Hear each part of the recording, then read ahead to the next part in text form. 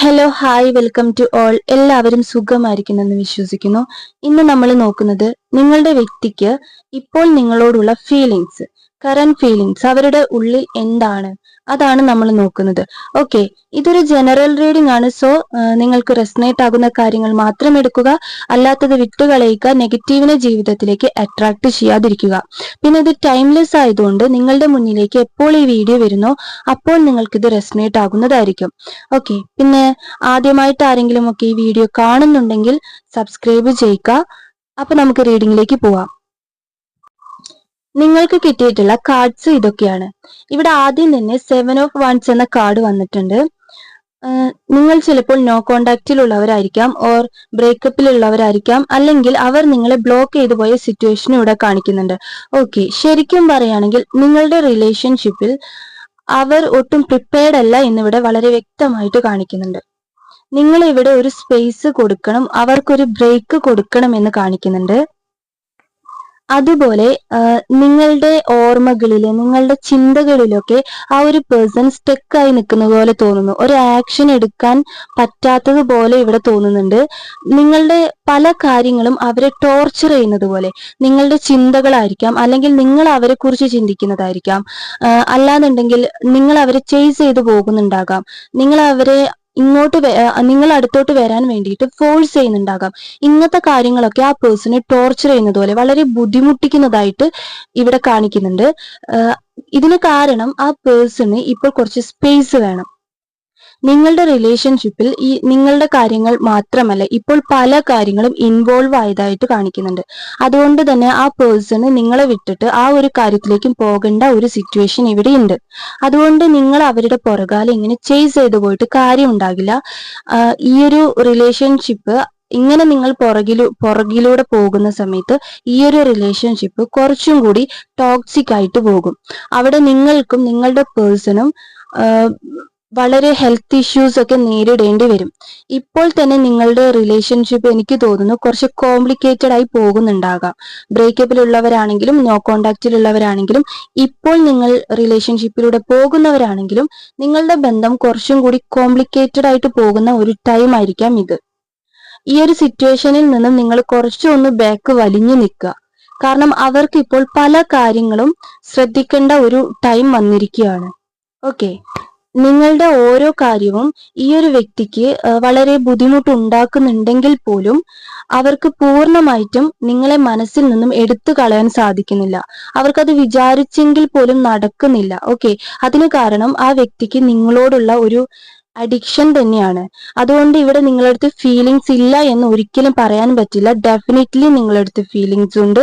പക്ഷെ അവർക്ക് ഈ ഒരു സമയത്ത് അത് കാണിക്കാനോ നിങ്ങളടുത്ത് ഒന്ന് എന്താ പറയാ ഒന്ന് കോണ്ടാക്ട് ചെയ്യാനോ അവർക്ക് സാധിക്കുന്നില്ല. ഒരു ഐഡിയ അവർക്ക് കിട്ടുന്നില്ല. ഓക്കെ, അതുപോലെ തന്നെ ഈ അടുത്തായിട്ട് നിങ്ങൾ ചിലപ്പോൾ കോണ്ടാക്ട് ചെയ്യാനോ കോൺവെർസേഷൻ നടക്കാനോ ഉള്ള സാധ്യത ഇവിടെ കാണുന്നുണ്ട്.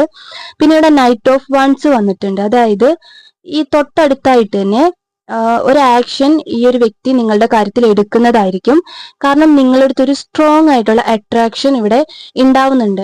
നിങ്ങളുടെ റിലേഷൻഷിപ്പിൽ നിങ്ങൾ വളരെ അറ്റാച്ച് ആയിട്ട് നിൽക്കുന്നതായിരിക്കാം. നിങ്ങൾ ആ പേഴ്സണോട് അറ്റാച്ച്മെന്റ് കാണിക്കുന്നതായിരിക്കും. ആ പേഴ്സൺ നിങ്ങളടുത്തുള്ള ഒരു അറ്റാച്ച്മെന്റ് ആയിരിക്കാം. ഈ റിലേഷൻഷിപ്പിൽ നിങ്ങൾ രണ്ടുപേരും കാണിക്കുന്ന ഈ ഒരു അറ്റാച്ച്മെന്റ് കാരണം നിങ്ങൾക്ക് ഒരിക്കലും പിരിഞ്ഞു പോകാൻ സാധിക്കില്ല. രണ്ടുപേർക്കും പിരിഞ്ഞു പോകാൻ സാധിക്കില്ല.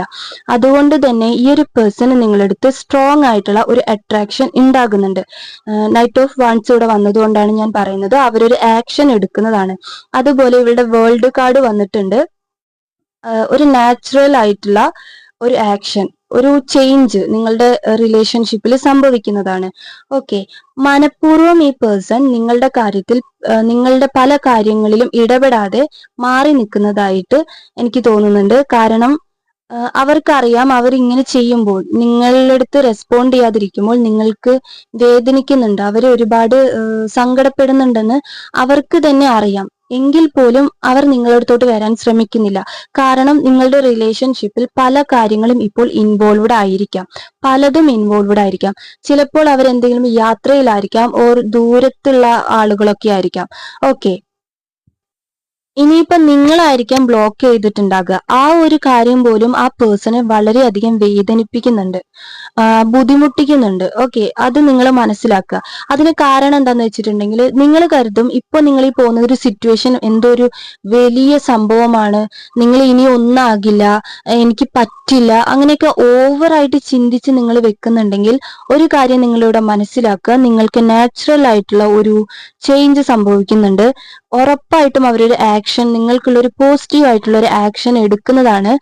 നിങ്ങൾക്ക് തമ്മിൽ ഒരു സ്ട്രോങ് ബോണ്ട് ഉണ്ട് നിങ്ങൾ തമ്മിൽ, അതുകൊണ്ട് നിങ്ങൾക്ക് വേർപിരിഞ്ഞു പോകാൻ സാധിക്കില്ല.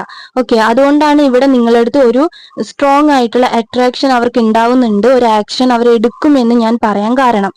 പിന്നെ നിങ്ങൾ ഇവിടെ വളരെ ഓവർ തിങ്ക് ആയിട്ടിരിക്കുന്നത്, വെറുതെ ഇങ്ങനെ ആലോചിച്ച് എന്തൊക്കെയോ കാര്യങ്ങൾ ഇങ്ങനെ കുന്നുകൂടി വെക്കുന്നത് പോലെ.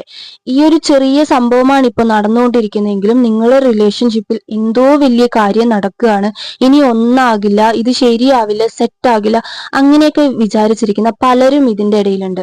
ഓക്കെ, നിങ്ങളൊരു കാര്യം മനസ്സിലാക്കുക, നിങ്ങളൊന്ന് വെയിറ്റ് ചെയ്യേണ്ട കാര്യമേ ഉള്ളൂ, നിങ്ങളൊരു സ്പേസ് കൊടുക്കേണ്ട കാര്യമേ ഉള്ളൂ. അവർക്കൊരു ബ്രേക്ക് ആവശ്യമുണ്ട്, അതൊന്ന് നിങ്ങൾ മനസ്സിലാക്കുക. ഈ സിറ്റുവേഷനെ നിങ്ങളൊന്ന് കാണേണ്ട ഒറ്റ കാര്യം മാത്രമേ ഉള്ളൂ. കാര്യം അവർ നിങ്ങളുടെ അടുത്തോട്ട് തിരിച്ചു വരുന്നതാണ്.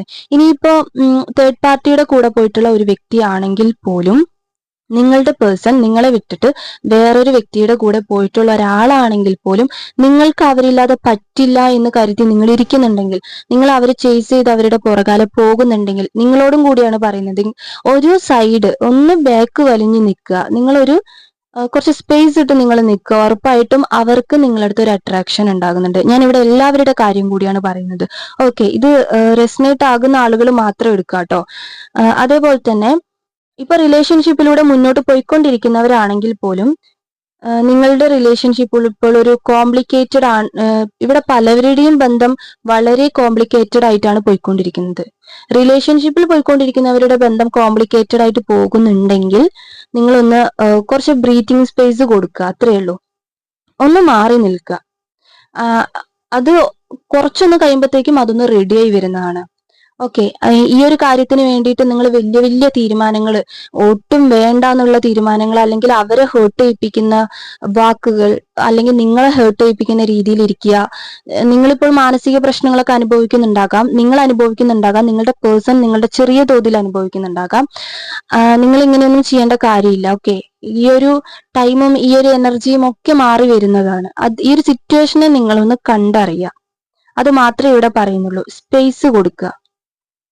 ഈ ഒരു വ്യക്തിക്ക് നിങ്ങളോടുള്ള ഇപ്പോഴത്തെ ഒരു കറന്റ് ഫീലിങ്സ് എന്ന് പറഞ്ഞിട്ടുണ്ടെങ്കിൽ, നിങ്ങളുടെ ചിന്തകളും നിങ്ങളുടെ കാര്യങ്ങളും ഒക്കെ, നിങ്ങൾ പോകുന്നതും ഒക്കെ അവരെ വളരെ ബുദ്ധിമുട്ടിക്കുന്നു എന്നുള്ളത് മാത്രമാണ്.